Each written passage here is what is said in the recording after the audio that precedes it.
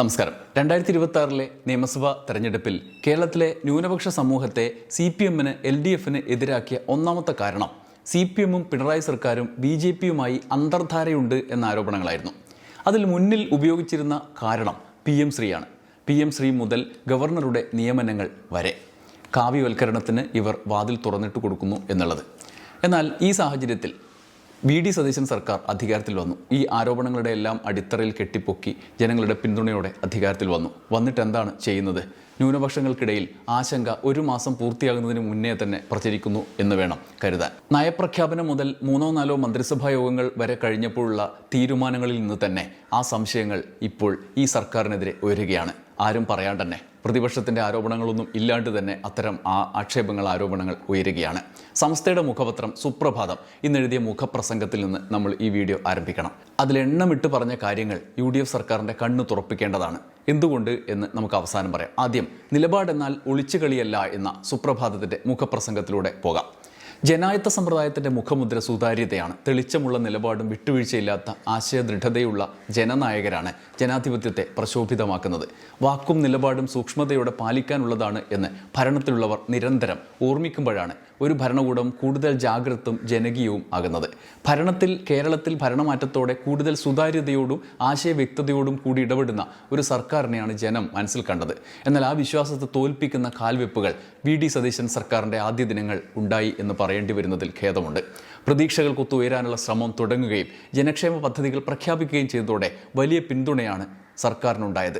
നിലപാടിൽ അണുവിട വ്യതിചലിക്കില്ല എന്ന് ആവർത്തിച്ച് വ്യക്തമാക്കുകയും നടപ്പിലും ഇരിപ്പിലും ഇടപെടലുകളിലും ജനകീയത കാട്ടുകയും ചെയ്ത മുഖ്യമന്ത്രിയുടെ സമീപനങ്ങൾ വലിയ മാറ്റമായി അനുഭവപ്പെട്ടു. എന്നാൽ അത്തരം വിശ്വാസങ്ങളെ തട്ടിമാറ്റുന്ന വിധത്തിലുള്ള അന്തർനാടകങ്ങളാണ് ഭരണ നേതൃത്വത്തിൽ നിന്ന് ഉണ്ടാകുന്നത്.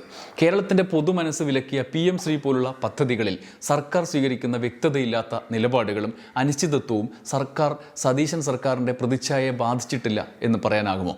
നിയമസഭാ തെരഞ്ഞെടുപ്പിന് പിന്നാലെ കേരളത്തിലും പശ്ചിമ ബംഗാളിലും തമിഴ്നാട്ടിലും നിലവിൽ വന്ന സർക്കാരുകളോട് PM ശ്രീ പദ്ധതിയിൽ ഒപ്പുവെക്കുന്നതിന് കേന്ദ്ര സർക്കാർ ആവശ്യപ്പെട്ടതിന് പിന്നാലെ സംസ്ഥാന ഭരണതലത്തിലെ അവ്യക്തതയാണ് സംശയങ്ങൾ ഇരട്ടിപ്പിച്ചത്.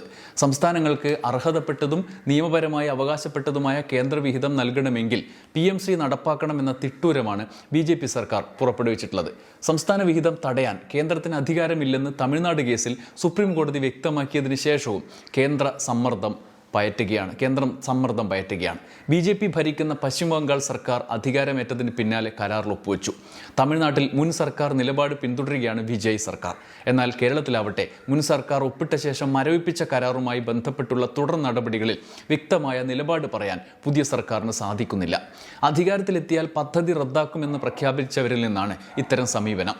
PM ശ്രീ മാത്രമല്ല, കഴിഞ്ഞ സർക്കാരിൻ്റെ കാലത്ത് പല്ലും നഖവും ഉപയോഗിച്ച് ഇന്നത്തെ മുഖ്യമന്ത്രി ഉൾപ്പെടെയുള്ളവർ ശക്തിയുക്തം എതിർത്ത പല കാര്യങ്ങളും നടപ്പാക്കാനുള്ള വ്യഗ്രത എന്തിനാണ്? 10 വർഷത്തെ ഇടതുഭരണത്തിന് ശേഷമാണ് UDF വന്നത്. സർക്കാരിൻ്റെ നയവും നിലപാടുകളും ഭാവി കേരളത്തെക്കുറിച്ചുള്ള സമഗ്ര കാഴ്ചപ്പാടുകളും ഉൾക്കൊള്ളുന്നതാണെന്നാണ് നയപ്രഖ്യാപനം.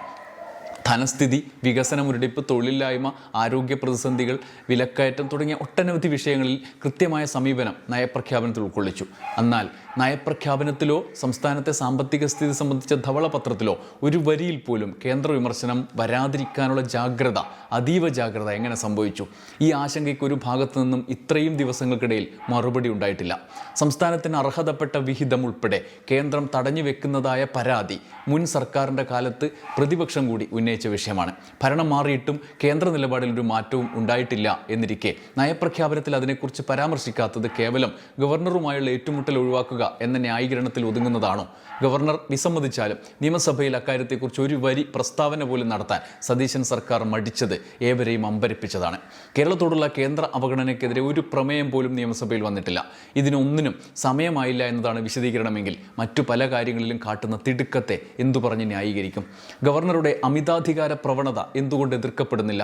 സർവകലാശാലകളെ പിടിയിലൊതുക്കാനുള്ള RSS അജണ്ടകൾ എന്തൊക്കെയാണെന്ന് മുഖ്യമന്ത്രി പറഞ്ഞ് മനസ്സിലാക്കേണ്ടതുണ്ടോ? ഗവർണർ സ്വന്തം നിലയ്ക്ക് സർവകലാശാലകളുടെ ഭരണവും നിയമനങ്ങളും നടത്തുന്ന നടപടിയെ ശക്തമായി എതിർക്കാൻ എന്തുകൊണ്ടാണ് മടി കാണിക്കുന്നത്? ഭരണത്തിലേറി മാസം തികയും മുമ്പ് രാഷ്ട്രീയ വിമർശനം നടത്തുകയല്ല, നേരിടാൻ പോകുന്ന നാളുകളിൽ മറുപടി പറഞ്ഞിരിക്കേണ്ട അപകടങ്ങളെക്കുറിച്ച് മുന്നറിയിപ്പ് നൽകുകയാണ്.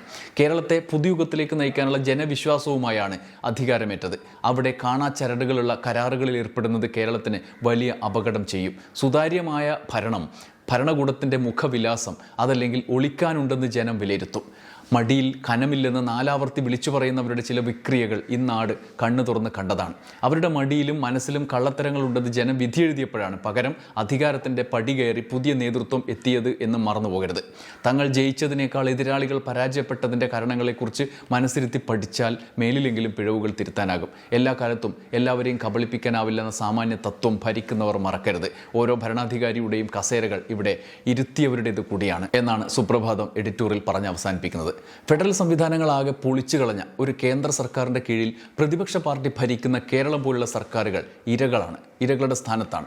അതിനൊപ്പം നിൽക്കേണ്ടത് ജനങ്ങളുടെ മാധ്യമങ്ങളുടെ ഒക്കെ കടമയുമാണ്. ഒരുപക്ഷെ CPM ആവും പോലെ അതിനെ പ്രതിരോധിക്കാൻ ശ്രമിച്ചിരുന്നു എന്ന് കരുതുന്ന നിരവധി ആളുകൾ നമ്മുടെ ചുറ്റുമുണ്ട്. ഗവർണറുടെ ഉന്നത വിദ്യാഭ്യാസ മേഖലകളിലെ ഇടപെടലുകളിലടക്കം അവർ നിയമപരമായും രാഷ്ട്രീയമായും പോരാടി. സമരത്തിനിറങ്ങിയ SFIക്കാരെ ബാസ്റ്റാർഡ് എന്നും ഗുണ്ടാസ് എന്നും വിളിച്ച ആരിഫ് മുഹമ്മദ് ഖാനൊപ്പമായിരുന്നു ഇന്നത്തെ ഭരണപക്ഷം അന്ന്. വേണമെങ്കിൽ രാഷ്ട്രീയമായ പരിമിതികൾ അവർക്കുണ്ടായിരുന്നു എന്ന് പറയാം. എന്നാൽ ഇന്നോ ഭരണത്തിലെത്തി, ഇനിയും എന്താണ് താമസം എന്ന ചോദ്യമുണ്ട്. PM ശ്രീയിൽ മന്ത്രിസഭയുടെ കൂട്ടായ്മ തെറ്റിച്ചതാണ് ഞങ്ങൾ അന്ന് പറഞ്ഞത് എന്നും ഭരണത്തിലേറി ഇത്രയല്ലേ ആയുള്ളൂ എന്നും ഗവർണറുമായി പോരിനിറങ്ങിയില്ല, അതുകൊണ്ട് ഭരണത്തിൽ ഇത്ര പോര കാലമായതിനു ശേഷം പോരിനിറങ്ങാൻ കുറച്ച് സമയമെടുക്കും എന്നൊക്കെയുള്ള കൈകഴുകൽ ജനം വിശ്വസിക്കില്ല. PM ശ്രീയിൽ LDF സർക്കാർ എടുത്ത സമീപനം ജനം ഒന്നടങ്കം തള്ളിക്കളഞ്ഞതാണ്. മന്ത്രിസഭയിൽ അറിയിച്ചില്ല എന്നുള്ളതിനപ്പുറത്ത് PM ശ്രീയോടുള്ള വിയോജിപ്പ് അതിൻ്റെ പിന്നിലുണ്ടായിരുന്നു. CPMനെ പോലൊരു സർക്കാർ, അങ്ങനെ ഒരു ഇടതുപക്ഷ സർക്കാർ ആ മട്ടിൽ ഒരു രഹസ്യാത്മകമായ സമീപനം സ്വീകരിക്കും എന്ന് ജനം കരുതിയില്ല. അന്ന് തള്ളിക്കളഞ്ഞ അതേ സമീപനം ഇന്ന് UDF സർക്കാർ സ്വീകരിക്കുകയാണോ? മൗനമായി കേന്ദ്ര BJP സർക്കാരിൻ്റെ ഉപരോധങ്ങൾക്ക് നിന്നുകൊടുക്കാനല്ല UDFനെ ജനം ജയിപ്പിച്ചത്. അത്തരം കേന്ദ്ര വേട്ടയാടലുകളെ മറച്ചുപിടിക്കാൻ കേരളത്തിലെ ചില മാധ്യമങ്ങളടക്കം നടത്തുന്ന കണ്ണുപൊത്തിക്കളിയിൽ ഞങ്ങളില്ല എന്ന് സുപ്രഭാതം പത്രം പ്രഖ്യാപിക്കുമ്പോൾ അതൊരു സമൂഹത്തിൻ്റെ നിലപാട് പ്രഖ്യാപനം കൂടി ആവുകയാണ്. ഇത് കേട്ട് തിരിച്ചറിവുണ്ടായാൽ നന്ദി. നമസ്കാരം.